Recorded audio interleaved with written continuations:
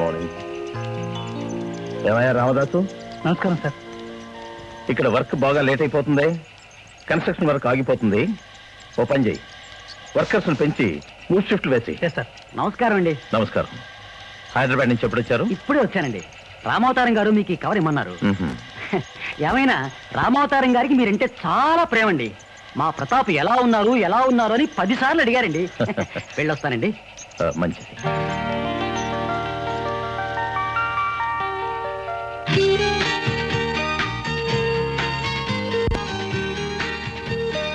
ఏమండి, ఇంత పొద్దుపోయేదాకా మీ దగ్గరే ఉంటే ఊళ్ళో వాళ్ళంతా ఏమనుకుంటారు? కాబోయే మొగుడికి ఒంట్లో బాగోలేకపోతే కావలసిన సేవలు చేసింది కావచ్చు అని ఆనందపడతారు. పెళ్లి కాకుండానే 6 నెలల నుంచి మనం ఇలా ఆనందంగా ఉండటం చూసి కళ్ళల్లో నిప్పులు పోసుకుంటారు.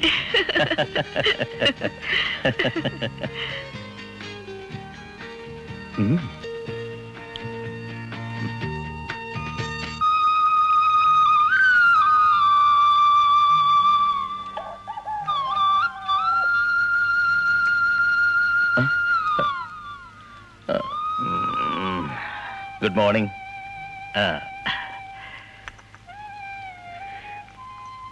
ఏమండి, 6 గంటలు అయిపోయింది. నేను ఇంటికి వెళ్తాను. శాంతి, నీకో విషయం చెప్పాలి. ఏమిటి? ఈ ఊళ్ళో నా పని అయిపోయింది. ఈరోజు ఉదయం బస్కే నేను హైదరాబాద్ వెళ్తున్నాను. అలాగా?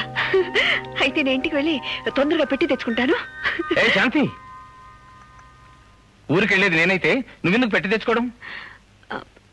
నన్ను మీ ఊరు తీసుకెళ్తానన్నారుగా, అక్కడే నన్ను పెళ్లి చేసుకుంటానని చెప్పారుగా. అవును చెప్పాను.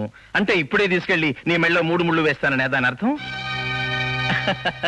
చిట్టి తల్లి, పెళ్ళంటే నువ్వు నేను మంచం ఎక్కినంత సులభం కాదు. దానికి చాలా కావాలి. మా ప్రొపరేటర్కి నేనంటే ఇష్టమే, కానీ జీతం మాత్రం పెంచడు. ఇప్పుడు నేను సంపాదించేది నాకే చాలడం లేదు, ఇంకా నిన్ను పోషించేది ఎలా? పైగా పెళ్లి చేసుకోవాలంటే కనీసం 25,000 చేతిలో ఉండాలి. అందువల్ల నాకు 3 నెలలు గడివివు. నేను వెళ్ళి రామావతారం గారితో మాట్లాడి డబ్బు ఏర్పాటు చేసుకుని నీకు లెటర్ రాస్తాను. అప్పుడు నీ పెట్టి తీసుకుని ఆనందంగా బస్ ఎక్కి హైదరాబాద్ లో దిగు. ఇంజనీర్ ప్రతాప్ ఇల్లు ఎక్కడని ఏ పూర్వం బోకని అడిగినా సరాసరి మన ఇంటి దగ్గర దింపేస్తాడు. ఓకే?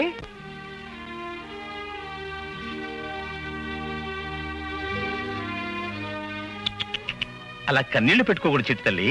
6 నెలల నుంచి నువ్వు నేను ఇలా ఉన్నావు. నన్ను ఇంకా నమ్మకపోతే ఎలా? పోనీ ఉద్యోగం మానేసి ఇక్కడే ఉండిపోయినా? అది నాకు తెలుసు. నా చిట్టి తల్లి నాకెప్పుడు ఎదురు చెప్పదు. ఇంక బయలుదేరు, నాకు బస్కి టైం అవుతుంది. తప్పకుండా ఉత్తరం రాస్తారుగా? తప్పకుండా రాస్తాను. నువ్వు తప్పకుండా హైదరాబాద్ రావాలి. వస్తాను. ఉత్తరం కోసం కళ్ళు కాయలు కాచేలా ఎదురు చూస్తూ ఉంటాను. అలాగే, నువ్వు వెళ్ళిరా చిట్టి తల్లి. అమ్మా.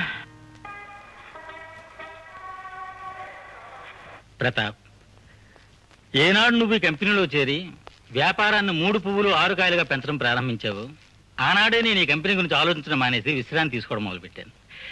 నీలా ఇంత బాధ్యతగా అమోఘంగా పనిచేసే ఇంజనీర్ మాకు దొరకడం నిజంగా మా అదృష్టం. నాన్న, ఈ మాట ఇప్పటికి కనీసం 1,00,000 సార్లైనా వినుంటాను. ప్రతాప్ గారిని మరీ పొగడకు, లావ్ అయిపోతారు. నమస్తే. నమస్తే. బాగున్నారా? మీరు బాగున్నంత కాలం మేము బాగున్నట్టే.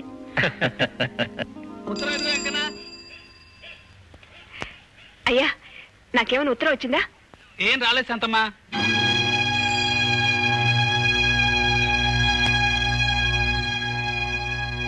చాలండి.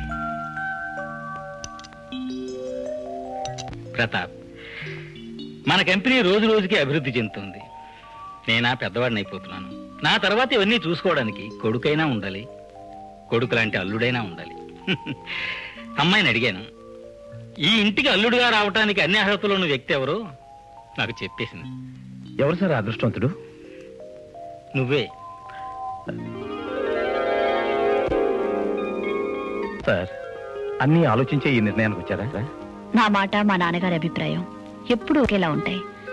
మా అభిప్రాయమే మీ అభిప్రాయం కావాలని నేను బలవంతం చేయటం లేదు. అయినా మీకు భార్యగా ఉండటానికి కావలసిన అర్హతలన్నీ నాకున్నాయనే నేను అనుకుంటున్నాను. మరి మీరేమంటారు? సాక్షాత్ కుబేరుడే వచ్చి తన కూతుర్ని పెళ్లి చేసుకోమంటే వద్దనే మూర్ఖులు ఎవరన్నా ఉంటారా?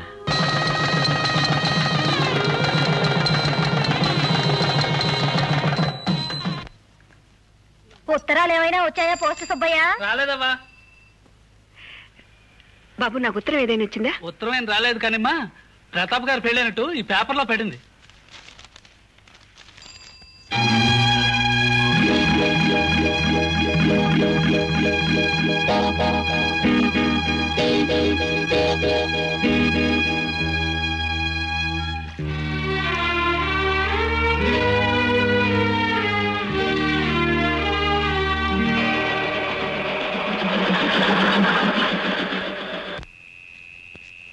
అడగండి సార్.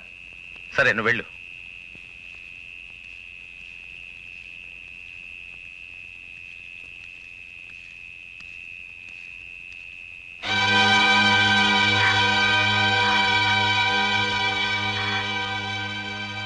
ఎందుకు వచ్చావు?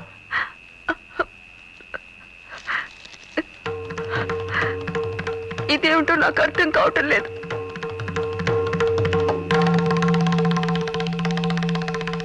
ఇంత పెద్ద శిక్ష నాకెందుకు విధించారు?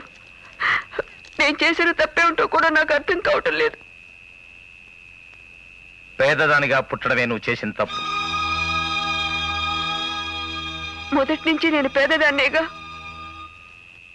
అప్పుడు నేను పేదవాణ్ణే, అందుకే నీచెంత చేరాను. కానీ మధ్యలో మహాలక్ష్మి నన్ను వరించింది. మరి ఆమె మెడలో తాళి కడుతున్నప్పుడైనా నీ చేత మెడ తెగ్గోయించుకున్నా నేను నీ గుర్తుకు రాలేదా? వచ్చి ప్రయోజనం? నువ్వే కావాలనుకుంటే నాకు దొరికేది బూడిద, కానీ ఇక్కడ కోట్లు దొరికాయి. నన్ను కాదనుకుని నువ్వు కోటీశ్వరుడయ్యావు.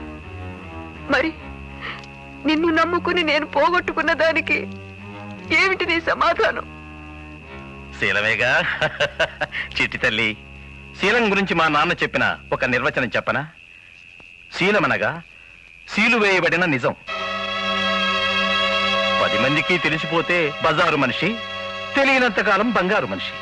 శీలం పోయిందని అల్లరి చేస్తే నీ బ్రతుకే బండలవుతుంది. ఆలోచించుకో. ఆలోచించుకోమని 6 నెలల నాడు చెప్పాల్సిన మాటలు ఇప్పుడు చెప్తున్నావా ఇంజనీర్ బాబు?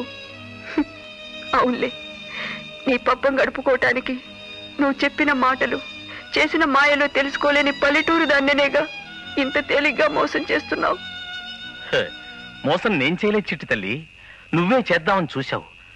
హనుమకొండలో వంతెన కట్టాలని వస్తే నన్ను వల్లో వేసుకుని హనుమకొండకు హైదరాబాదుకు వంతెన కట్టాలని నువ్వు చూశావు. తప్పమ్మా. నీ అంతస్తెక్కడా, నా అంతస్తెక్కడా? గోతిలో ఉన్నవాడు గోపురం ఎక్కాలని ఆశపడొచ్చా? చూడు చిట్టి తల్లి, బజార్లో శీలం ఖరీదు ఈ రోజుల్లో చాలా తక్కువ. అయినా నేను కాస్త మంచివాణ్ణి కాబట్టి ఎంత కావాలో అడుగు, ఆనందంగా ఇస్తాను. పోయింది ఒక్క శీలమే అయితే ఈ తల ఏ బండకో బాదుకుని తనువు చాలించేదాన్ని. కానీ ఈ కడుపులో పెరుగుతున్నది నీ బిడ్డ.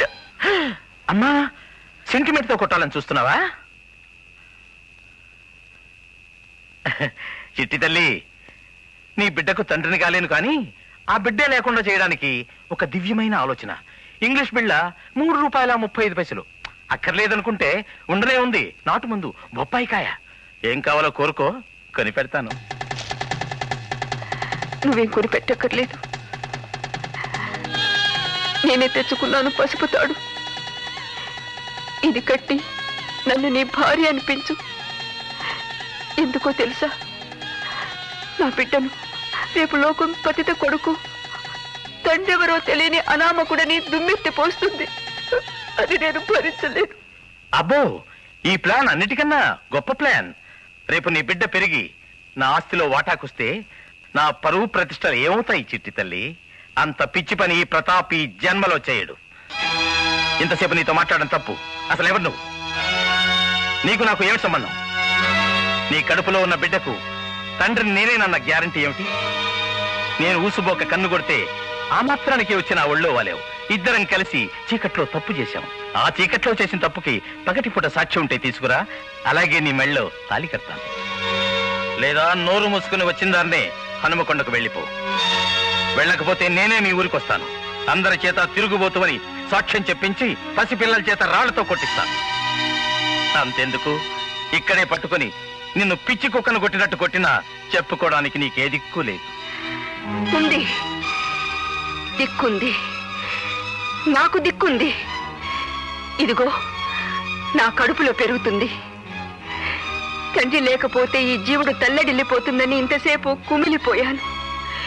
ఇప్పుడు నాకు ఆ భయం లేదు.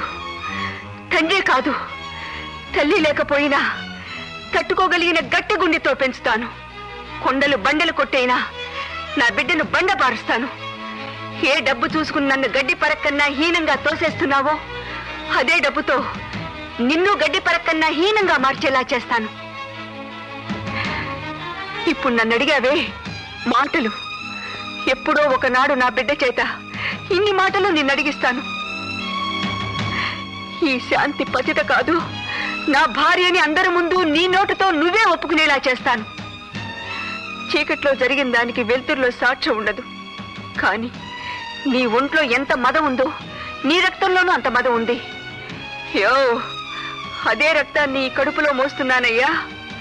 ఒక రోజున నీ రక్తంతో నీ మీదే పగ తీర్చుకుంటాను.